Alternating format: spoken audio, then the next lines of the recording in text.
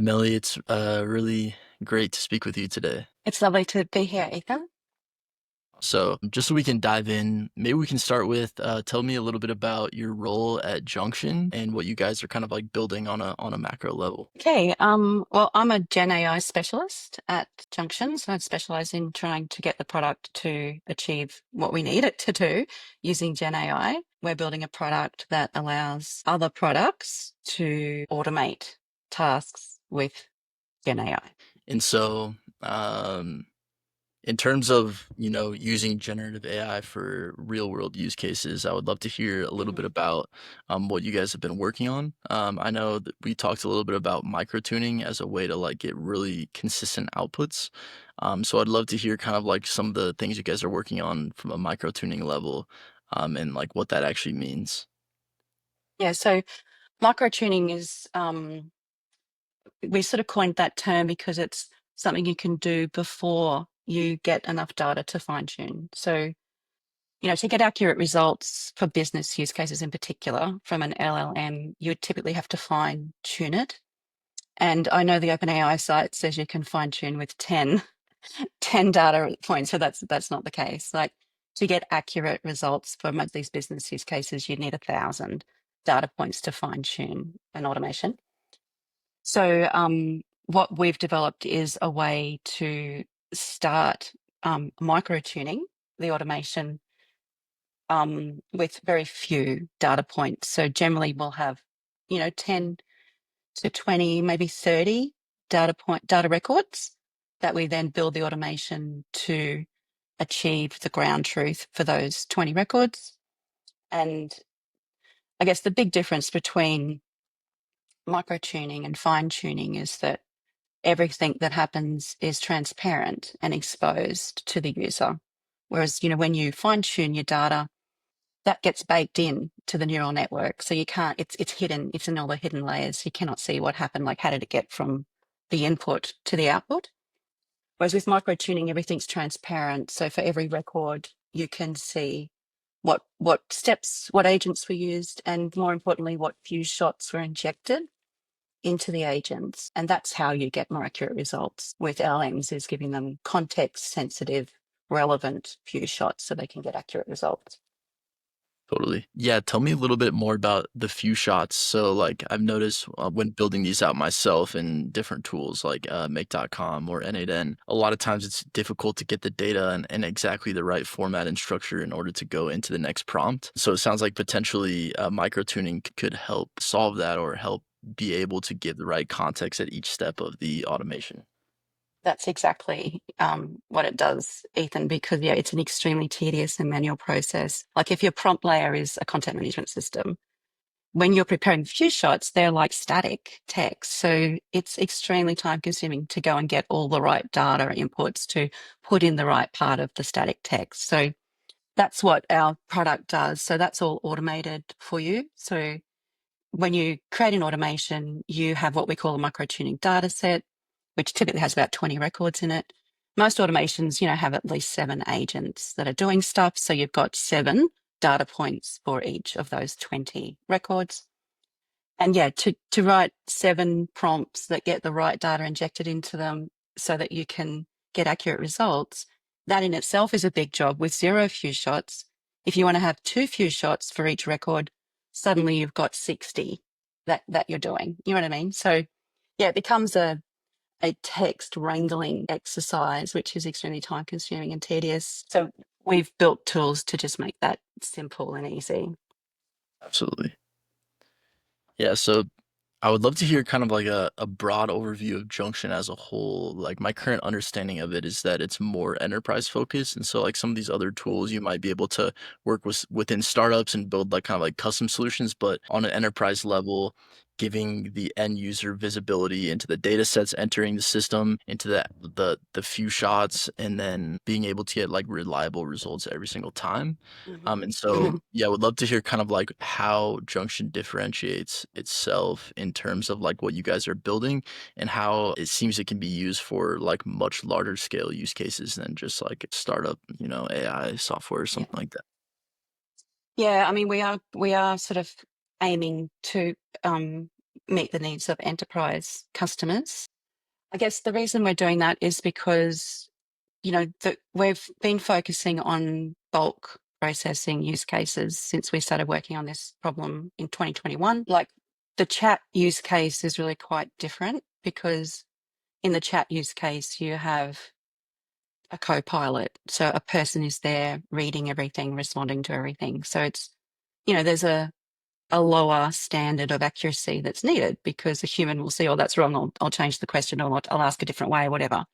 So it's a really different use case. Whereas if you're trying to generate stuff in bulk, you have to guarantee an accuracy level for that to be useful because otherwise it's just not useful, right? So that's one of the first things we started innovating on, like how do we measure how accurate these results are because you're suddenly working with a lot of text and it's not easy to evaluate text outputs. So that's kind of where a lot of the innovations that we've come up with came from because we're doing a project with Craft. We're looking at how could we automate the process of updating their online product listings. So they've got a whole team of people, well, all different teams of people around the world whose job is to go and edit their product listings and make sure they're using trending concepts and they're going to reach potential customers when they search for them online. And that was a really tedious process, but it had to be accurate. Like you can't, for example, describe a juice as a fruit drink and stuff like this. So there's all these little rules that had to be applied. Yeah, in order to just work with them, we had to develop IP around evaluating the results because their team was busy. They didn't have time to read everything and check if it was right. So we had to have a way to say, well, look, these ones are 90% accurate. These ones are 60% accurate. Totally. Yeah, that makes a lot of sense. Yeah, it seems to be a lot different if you're processing hundreds of records versus Yeah. thousands and hundreds of thousands. It's going to need a different quality of system for sure. Absolutely. And I guess the key for us was with microtuning, when you're building, an automation for us is basically just a chain of agents. They might not all be prompt agents, but there's generally a lot of prompt agents. So when you're building an automation like that, we've got a microtune data set where every record in the microtune data set has a ground truth. So we know for each output, for each agent, what the correct answer is, which is obviously a text string. So when we run the automation in test and build mode, or training mode, we call it, we evaluate using algorithms how accurate the responses are. So we've got different algorithms depending on what the response is. So it's just a short text string. It's a different algorithm to it that's a more complicated text string. So that then gives us a benchmark for the automation. So for example, if the customer says it's got to be 70% accurate, we tune it to run at 70% accuracy on that microtuning data set. That's the benchmark for the data set. So when the automation goes live and it's processing, hundreds of thousands of transactions, the rejection rate is how we then measure that service level. So if it's supposed to be 70% accurate, more than 30% of the things are getting modified or rejected, we know that needs to be tuned more because it's not achieving the agreed service level. So that's something I haven't seen any of our competitor. I don't know of any competitor that does it that way. Like what best practice seems to be is that people will fine tune an LLM, which is fraught with danger, just put it that way. Then they will compare the results of that come out of that LLM using industry-wide benchmarks like the bar exam and stuff like that. Now, these things are nothing like business use cases. Like the bar exam was one of the early benchmarks because it's multiple choice exam. So you don't have business data sets that have multiple choice answers in them. That's just not something that's available to us. So that's why we had to come up with this because those type of benchmarks just didn't cut it in terms of measuring how accurate our results were. So we actually had to get algorithms and stuff that we could enhance and use ourselves in order to be able to evaluate text. Like, until LLMs came out, pretty much everything we did in IT was about extracting stuff from text, like you get what you want out, ignore all the rest of it. But now it's the opposite. We don't want to extract anything from the text. We want to be able to understand the text, which is what LLMs make possible, but it's a very, very different problem to what we were working with before LLMs. Right. Yeah, it's really fascinating, kind of like the benchmarks and how you guys have kind of like created your own benchmarks and created your own way of figuring out the accuracy of the model, so you guys are microtuning. Mhm. I would love to double click on the agents aspect. It seems to be like quite the buzzword these days, and it seems like when we talk about like getting the accuracy of these automations or of these chains of prompts, like that is difficult in and of itself. And then an agent that can Mhm. go and autonomously take actions, or that can, like Mhm. there's a lot of different ways of defining an agent. It seems like almost even harder to control agents than just like hard coded automations. So I'd love to kind of hear like how you guys have been thinking about agents, how you guys have been building those into your systems, and like what exactly that means in terms of what you guys have built. That's a great question. I guess, with any use case that you're trying to meet with an LLM, you need agents because, first of all, you have to inject the data that it needs to answer the question because it's just a general model, not a specific model. So I guess one of the first agents we built was just the input data agent, so it could get what you needed and inject it into the prompt for us.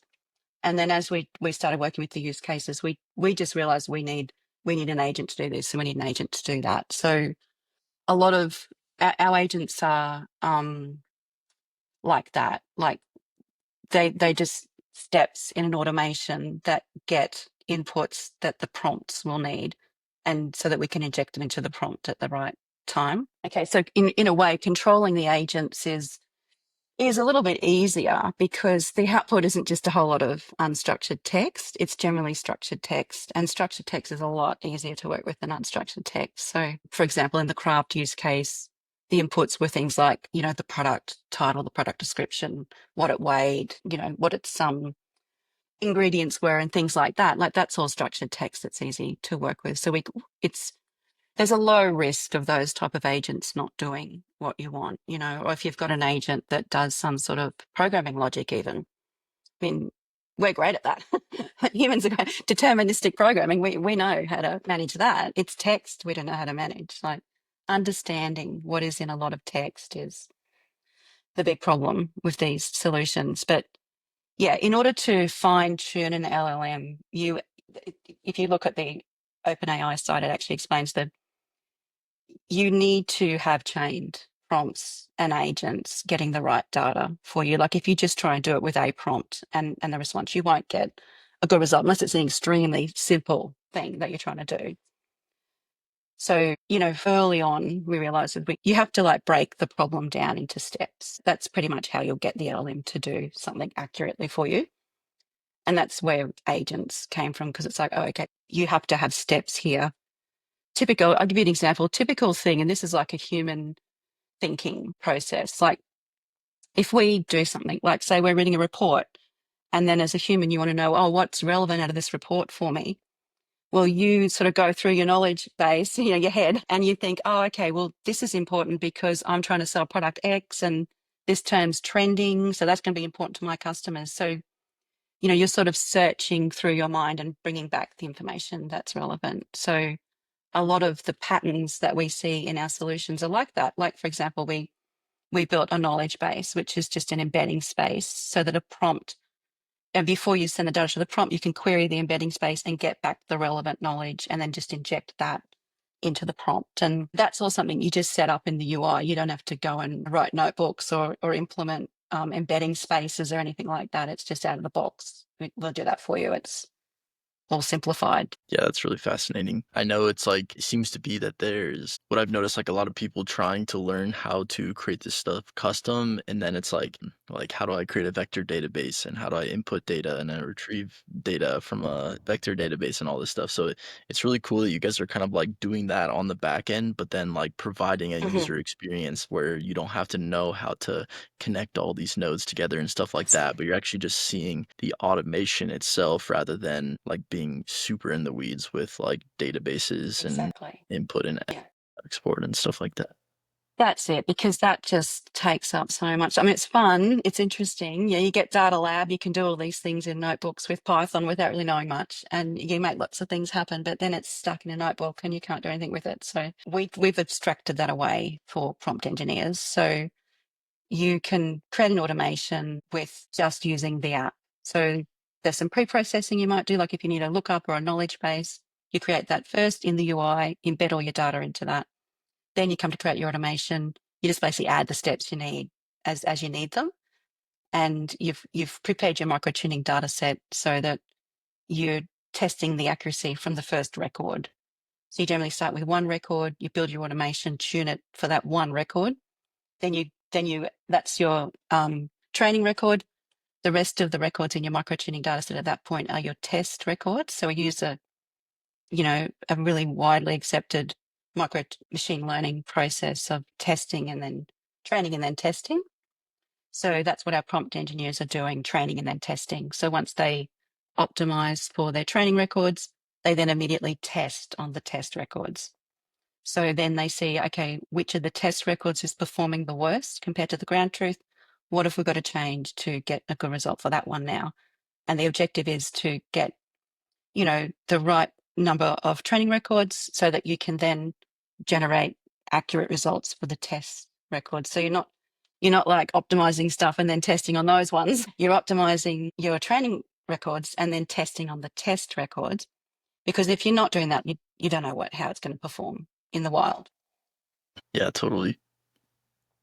Yeah, it seems like the data sets are everything, and it's like how Yeah. high quality of your data sets and inputs is going to be directly correlated with how well the system does in general. And it's And really that, cool that you guys are combining, the test to the final output.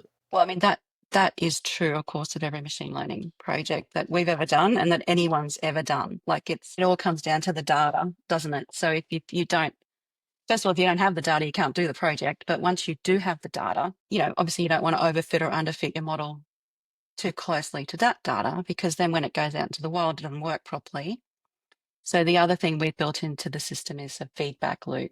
And that's like machine learning 101, right? So when you train a model and fit it to your data, and then of course you test it with your test data, that's a good lever on how generalizable it's going to be to the test records. Then of course when you put it out in the wild, there's all these other things you didn't think about. So the normal machine learning process is after a period of time you get more data and you go through that process again, which involves data scientists and machine learning engineers to do that. So we have made that just part of our product, so any prompt engineer can do that. They're basically following a best practice in terms of machine learning processes just out of the box. So they don't have to do anything. It just happened. So they do the test and the train explicitly in the product. When their automation goes live, the user, the human in the loop, is, accepting or modifying those outputs. If the outputs are modified, the prompt engineer gets to see those modified outputs, see the results of the automation, and then add some of those back into the microtuning data set. So that's the feedback loop coming back. So now you might have 30 records in your microtuning data set after it's been running for 6 months because you've got 10 different contexts that you had to cater for. So, I mean, the whole idea about getting accuracy from LLMs is like if you query the LLM with the right few shots, you'll get accurate results. So what that means is the few shots have to be closely aligned with the new data. Okay. So one of the first things we developed was because it's so tedious to get the right few shots. Like for example, if you've got a prompt that's got to work across, 10 different contexts, like I said, you'd have to have 10 different few shots. And that's fine. If business use cases just had 10 different contexts, we'd all be happy because, there's hundreds of different contexts. So that's the trick. And if you have to manually write prompts with few shots in them, it's a hugely tedious task. It's even difficult to evaluate if they're working or not because TDLR or TLDR was invented for a reason. Like humans we're not good at reading stuff. We are not good at, we've got a cognitive bias to expecting that it's going to be right because it's written down. So evaluating lengthy text is really difficult for humans. Okay. And that's why when people use GPT, everyone knows it's not perfect. There's some hallucination, but most of the time it's still not right. But we say, oh, it's great. It's great. I love it. It was really, really, really good. So, I mean, obviously, if it's a subjective output, like there's no right or wrong answer, it's generally really good. But if you've got an objective output that you need the right answer to, and it's lengthy, it's really difficult to say whether or not it's right. Absolutely. So, in trying to like conceptualize and wrap my head around this stuff, I'm trying to get a sense of, so you have these data sets, you're micro-tuning the data sets, and you have these prompts. And so it's like, are you guys like training the model itself, or are you guys sending like API calls out to like ChatGPT, and then a lot of the training is in the prompt engineering itself? Because I'm trying to create a distinction between the prompt engineering Yeah. as micro-tuning Hmm. or like training a model Hmm. itself. Yeah. So we're not fine tuning the LLMs. So most LLMs allow you to fine tune them. And what we say is, in order to get good results with fine tuning for business use cases, you need good fine tuning data, right? If you train it with bad data, you're going to get bad results, which is what a lot of people are finding out now. Because, when all this started, everyone was like, oh, we'll just, put a lot of data at it, and brute force will get us the results that we want. So you make a big, big fine tuning data set, you'll get good results. But unfortunately, you don't, because it's a general model. So what you need is really specific data for fine tuning. Like when OpenAI developed, I think it was Instruct GPT, which was the precursor to Chat GPT. They basically had a large language model that they then fine tuned on top of to get it to follow instructions. And they had 10 different use cases. They had a data set of 12,000 answer and responses, which they had 40 people work on for 6 months to prepare that data set. Okay, so to get quality data takes a long time. If it's for a very specific use case, which is generally what all business use cases that we're working with are, it takes a long time. So that's why what we have done is a pathway to fine tuning. So you set up these micro tuned automations. We're just using the API. So we're using the chat endpoint on GPT or the endpoint on Claude, whatever your LLM is. But what we're doing is injecting the right data that you need. So your input data, your knowledge base results, your lookup results, but more importantly, the right few shots, because that's really what dictates how accurate your output is. And that's what OpenAI says. Like, that's not a secret. So what most competitors do is, you of course inject few shots because you won't get accurate results with zero shots. We all know that. Okay. But you inject static few shots. And for some use cases, you can write really great static few shots. And you just, manually put the data in there and the query results that should be there for that few shot. And those 2, 3, 5 few shots get sent for every use case, every record that uses that solution. Okay. Now, this is where the problem starts, because sometimes 5 few shots is too much because it confuses the LLM and you get the wrong result. What's the sweet spot? Okay. So that's what our product lets you do. Like, you can configure the parameters around your few shots, like how many do you want to send? How similar do you want them to be? That's general best practice. So we have all the few shots embedded in an embedding space.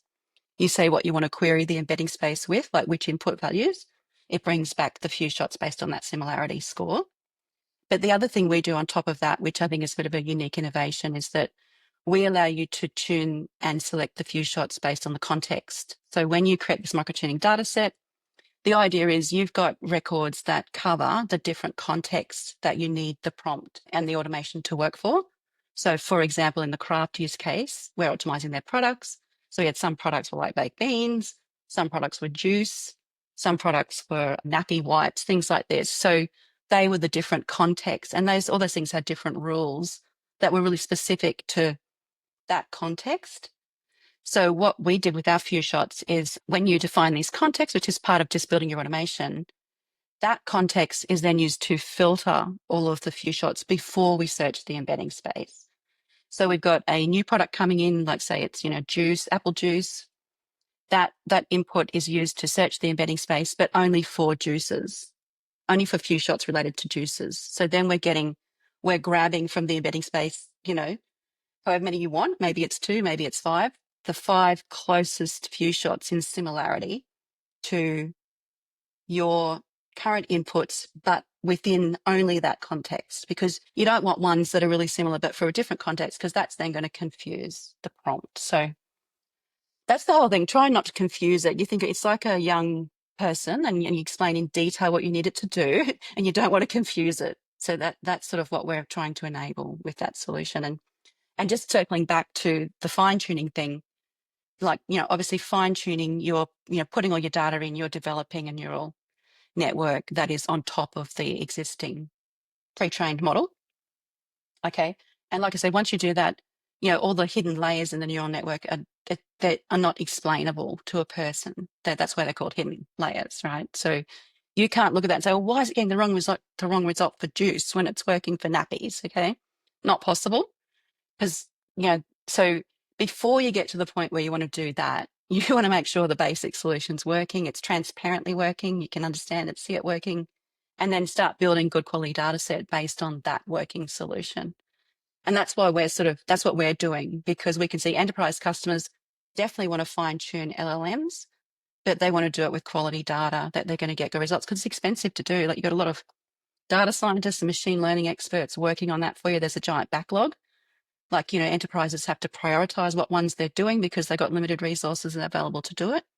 They don't want to do fine tuning projects that are going to take 6 months and then get a bad result. Eventually, everyone's going to realize this. Initially, it's like, oh, we'll just do brute force, get lots of data at this thing, it's going to be magic, because that's obviously what happened with LLMs. Like, we started working with GPT-2 initially, and it was like, oh, it's not going to be able to do what we want. It's just not going to get there. And then when GPT-3 came out, which, like, I think they increased it something like maybe 100-fold the amount of data that they processed to create GPT-3. It was like, oh, right, okay, it's definitely going to do it. And then GPT-4 was like, oh, amazing. So that is a brute force problem. You just throw more text through that thing and it's going to get more and more accurate for general questions. But the business use case is different. It's a specific question. And where is the answer right? Well, that depends on the business rules, which are documented. And then the other thing we discovered, the tribal knowledge. So all the business rules that are not documented. Hmm. And that's where you hit roadblocks, because it's, you have to be able to explain to the model how to do what you want. But if you haven't captured those rules, you can't explain it. Oh, well, Jill said it should be fruit drink. That doesn't work. So you have to be able to capture that top. That's part of the feedback loop too, being able to capture that tribal knowledge, because that then tells you, oh, we've got another context we've got to train for here, or we need another few shot to explain this bit of the complex reasoning for this one. Hmm. Yeah, it's really fascinating to think about, like, just the GPT model being trained in general. And I've heard that, like, it's going to start generating its own data to train itself here soon, if Mm-hmm. not already, versus a business use case where it's like you're not trying to get the best model possible. You're just trying to get the most precise, best output possible in that specific use case, which is a very different thing. Exactly. Yeah. Yeah.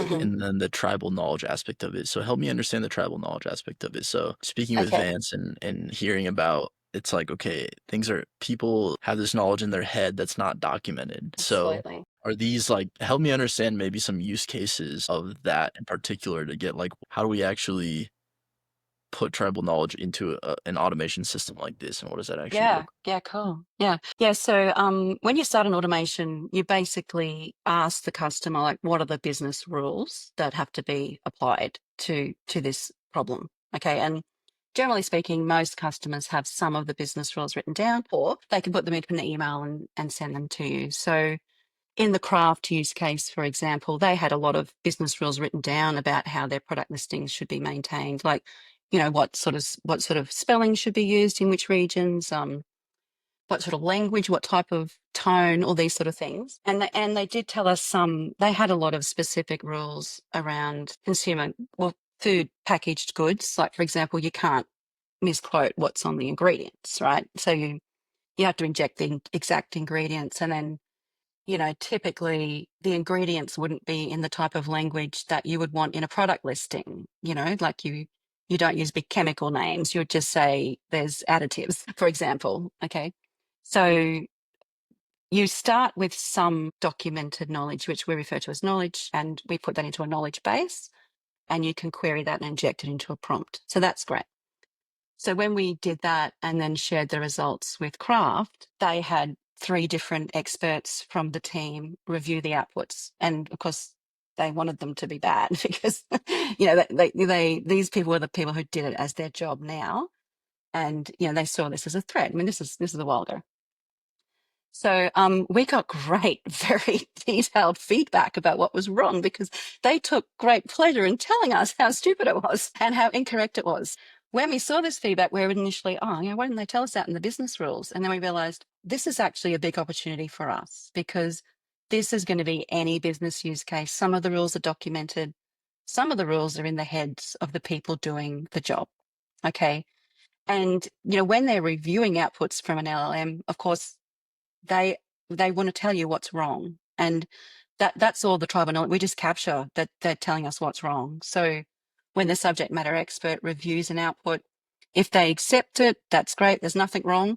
If they modify it, then we capture the reason why you're modifying that, and then that, like I said, comes back into the product. So when you're looking at your microtuning data set as a prompt engineer, you can flick over and see the moderated data set. So you can see all of the items that have been reviewed by the business and modified. So those items are then candidates to be added to your microtuning data set because they'll cover a new context that you haven't catered for or a more detailed few shot reasoning that you need to include.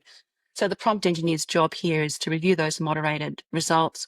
We're building tools to make it easier because a lot of them are the same reason. So for example, in the craft use case, they had a category of product called juices. And in juices, there were products that were actually 100% fruit juice and products that were what you call a fruit drink.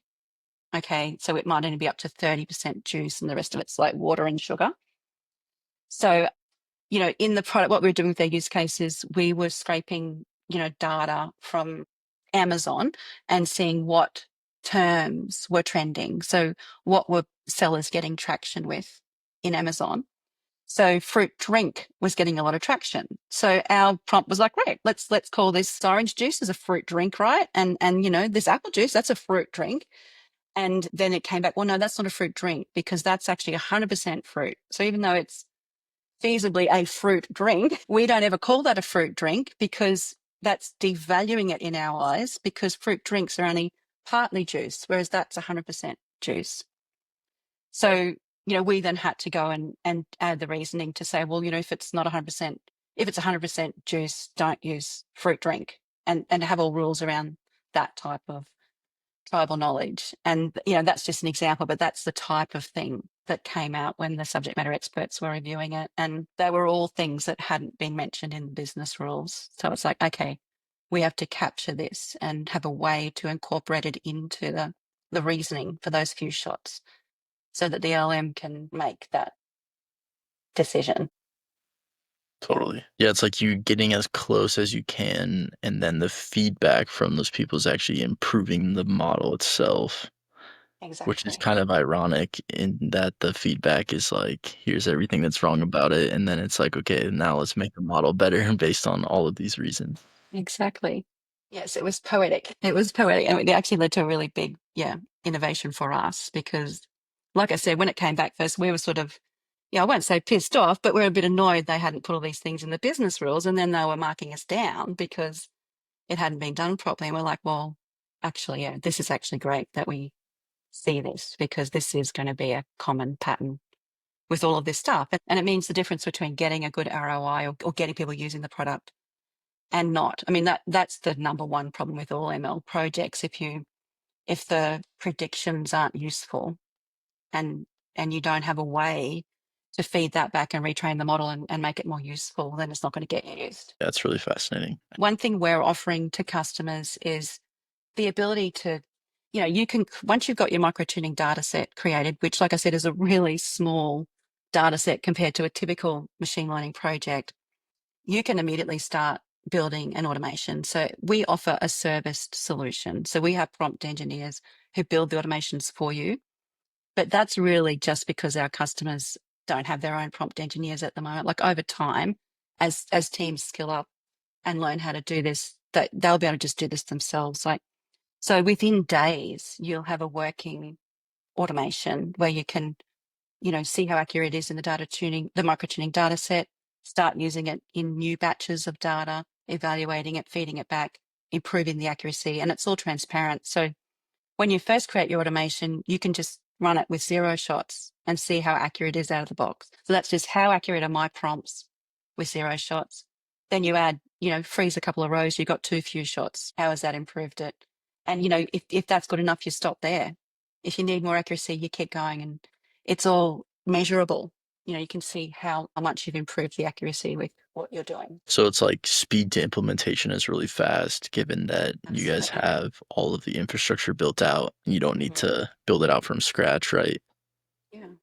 I think speaking with Vance, he was mentioning like in order to do this on an enterprise level in other ways, it could take, like you said, 6 to 12 months even to get this going. Whereas you guys Absolutely. have the Yeah. infrastructure and you're like, let's just Yeah. have the prompt engineers like go full force, and within a week or two, you have some solid results.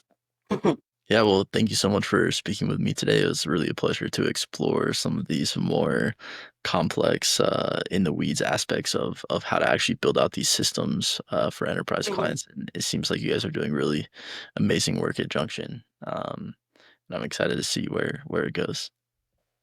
Thank you, Ethan. It's been great to have a chat with you. Thanks.